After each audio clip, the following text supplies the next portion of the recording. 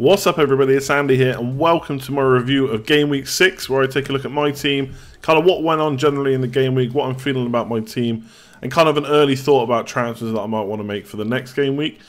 This week I'm doing it a bit earlier, I'm doing it on Sunday. There's still, Brighton and Newcastle have finished today, but there's still a game tomorrow which is Arsenal and West Brom. I don't have any players for that, so my team is done. Obviously I won't be able to update you on rank or what those players did. You know, maybe Sanchez will go mad and that'll change my thinking, but I think generally I've got a kind of good idea about what I'm going to do. So we're just going to jump straight into the review of last week, even though it's a bit early. Get this out on Sunday night and there'll be a stream again on Monday anyway. So let's just jump into it, take a look at my team and how I did this week. So this is the team. First of all, before I run through all the players, I got 64 points, which is my second best week of the season so far. So 6 weeks in, this is my second best. But not having two of kind of Lukaku, Morata, Kane and AGUERO just feels like I've been punished this week. We'll talk about Jesus in a minute. It didn't even feature this week. I thought for sure he'd come on and at least get some minutes. But I got 64 points total. Obviously, Tom Crowell hasn't come on yet, but he'll come on for Jesus. So I know I've got 64. The 773,000 rank was based on yesterday when it updated after Saturday's matches. So I've still got Atsu's 2, Elliott's 2 to come from today. Obviously, Brighton won 1-0. There'll be quite a few people with Brighton defenders, but generally not too many notable scorers today. Hemed scored, who's like a 5 million striker, so he's probably not highly owned. And then I've got Carroll to come off the bench tomorrow. So my rank will probably go up a little bit tonight, but then it will come back down once auto subs and Arsenal players and West Brom players play, because they're pretty highly owned. So I'm expecting my rank not to change too much. So getting 64 and for your rank not to change this early on, it's, I don't want to say it's a poor week, but it's not as good as it should have been. So let's just start from the front, right? I'll go through all my team in a minute. But up front, Morata scores a hat-trick. Lukaku scores again, who I got rid of. I captain Kane, that's great. But then AGUERO goes and gets an assist and a goal anyway. So it feels like, yes, I captain Kane, that's brilliant. But all it's done is basically keep me on par with everyone else. It hasn't helped me get ahead. And my decision when I got rid of Lukaku was to bring in Jesus or Morata plus Firmino. I said quite a few times Jesus or Morata. And the reason I went Jesus is because of the fixtures, and mainly for this Crystal Palace game. I thought Watford would be tough. Obviously, he played, they scored 6 goals, he scored 1 of them. And then they absolutely batter him at the weekend again. Crystal Palace at the weekend just gone. But AGUERO's the one that does the business. Sterling and Salah looking great, and Jesus doesn't even get off the bench. Now, I knew his minutes were going to be at risk because obviously he played in the League Cup the whole game. But I thought he'd at least come on. I think Mendy's injury early on maybe scuppered Pep's plans. I wonder if he would have come on had he not got injured and he had to make an extra substitution in defence that he may not have done. But it doesn't matter now, it's done. Jesus gets no points. I get Carroll coming off the bench. I tweeted out tonight saying, do we really expect Tom Carroll to ever get points? And Boney's back in the side now, so maybe, or Bonnie, maybe that will help. But I think I'm going to have to start playing the defender first. I mean, I had Sutner ahead of him, and I swapped that on Saturday. So, yeah, up front, I think Morata looks like an absolute bargain. I think he's like 10.3 million out. It might be slightly different. I didn't check the price before he come on.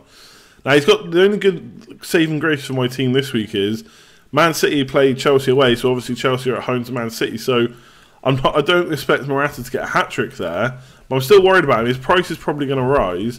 But from Game Week 8 onwards, Chelsea's assets look good. The fixtures look good. So I think Morata's got to come in for me for Jesus. The question is just, what do I do this week? So captain-wise, I mean, Spurs are looking a bit better away from home. But if I'm honest, the first goal was good. Like, the crossing from Ali was nice. The header from Kane was good. And the pass from Eriksen set up was nice too. But that came from a mistake from West Ham. The second goal was a rebound tap-in, basically. So they got 2 goals, but will they keep up? It's Huddersfield away next. Huddersfield have been okay defensively. I think Spurs will probably win that match. It's just how many they're going to win by. I've got a captain Kane, but really who I want to captain is Lukaku, and getting rid of him has obviously been a mistake. He scored 2 goals since I did that and got an assist. Firmino was kind of the reason I got rid of him, because I thought Jesus and Firmino was a better matchup than Lukaku and Joselu, or Lukaku and Abraham. And obviously Abraham scored the weekend as well, so it's not looking good. Mane's back, so I think I'm going to keep Firmino. So that's kind of my strike force. Jesus, I'm probably going to keep him and go into Game Week 8 with 2 transfers, but this is the other problem. When am I wildcarding? Does my defence need that much change? I don't think so. I don't really want to change my midfield. But if I'm going to wildcard in Game Week 8, which is a possibility, then I should use the transfer this week. So I've actually eyed up Jesus to Lacazette, who plays Brighton at home. So we'll have to see how he does against West Brom.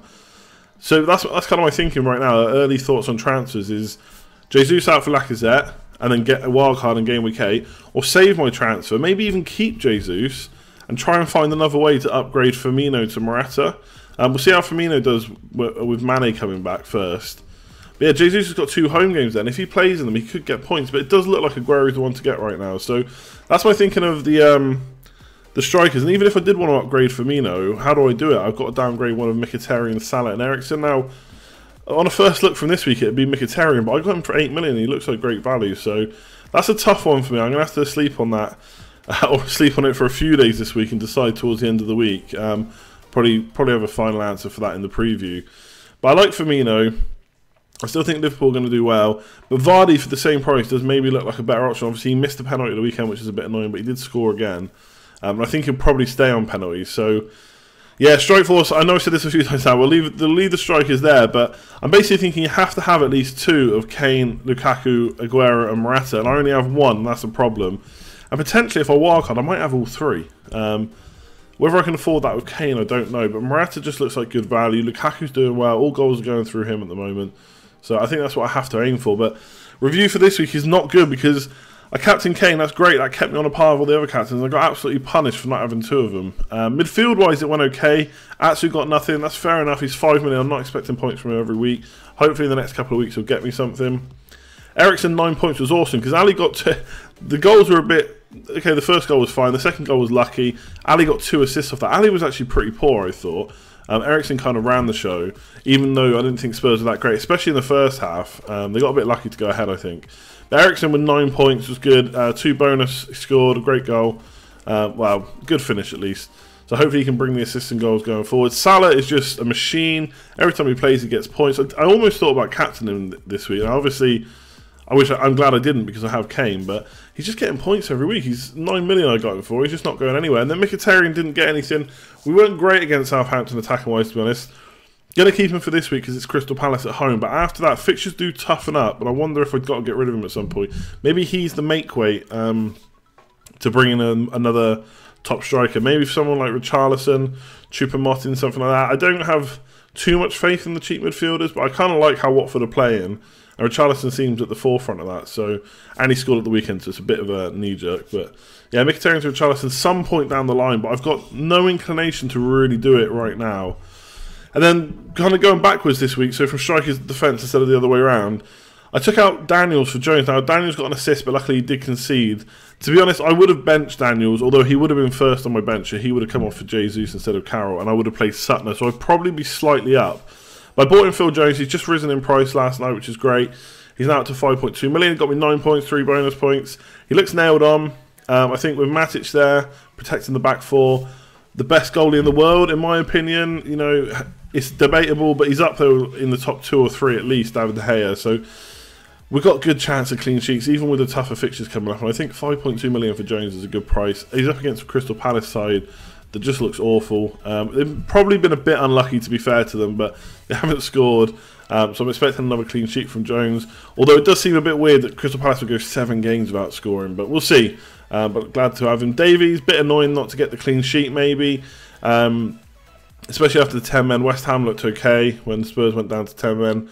Aurier got sent off. And I did actually look at Aurier. I thought, okay, wildcard time, we can maybe get Aurier in. Obviously he's banned now. There's 2 yellow cards, so he should only be banned for 1 game. We'll see how he goes. He looked a bit, I wouldn't say nervous, but he was out of position quite a lot. So I don't know how quickly Pochettino will keep playing him every week. So Davies looks the best bet right now, especially with Rose. I don't know what's going on with Rose. Who knows when he'll come back to train him. But yeah, a bit annoyed Davies didn't get anything. But he looked attacking again. So going forward, I've got no problems with him and my team. And then Norton only got 1 point. It was against the Watford side, who again have been doing well. But I think Swansea have got okay fixtures coming up. So I'm going to keep him. He's cheap enough.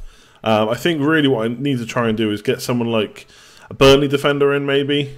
Just to play them when Norton doesn't have the greatest fixtures. So I'm going to have to play Norton again this week. And it's West Ham away. So not ideal. And then Elliott. They've been doing well defensively. I thought Brighton haven't got many goals in them, and they won 1-0. So Elliott may be a bit unlucky to not be in the points. I haven't seen the game. To be fair, from what I heard, Brighton were doing really well, so it might have been Might have been more than 1-0, but yeah, I got Elliott 2 points.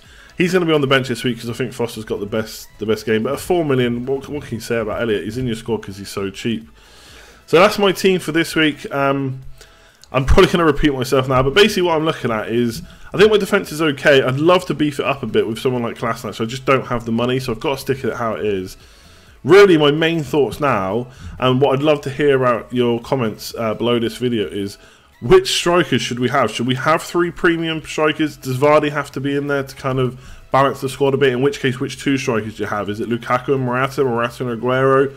Is Kane too much now when all the other strikers are doing well? It's all well and good saying, yes, he got 13 points this week, but Aguero was very close to him. Morata beat him. Both cheaper options which could be used, like in my team, to upgrade the defence, upgrade Firmino. So let me know in the comments below what you think. How did you do this week? I mean, I got 64 points. It feels like a bad week, to be honest, when I see everyone else's points in my leagues. But I suppose as FPL goes going forward, a 64-point week is not that bad, when I think an average of about 55 is pretty good. So happy enough with 64. On a bit of a downer because I feel like I should have done a bit better, and Jesus has let me down, but that's the way it is. So yeah, comment below, let me know what your thoughts are. Give this a thumbs up if you enjoyed it. I'll be streaming Monday night after the Arsenal game to go through kind of this week and look a bit more in depth and obviously answer your questions. As always, no pre-submitted questions. If you are new around here, don't forget to hit subscribe. Super close to 5k. I'm hoping in the morning I'll have hit 5,000. We're on 4,997 as I record this. But other than that, I'm going to leave it there. Thanks for watching. As always, subscribe for more FPL content. Like it if you enjoyed it. Share, retweet, all that good stuff. And I'll catch you later. Cheers all.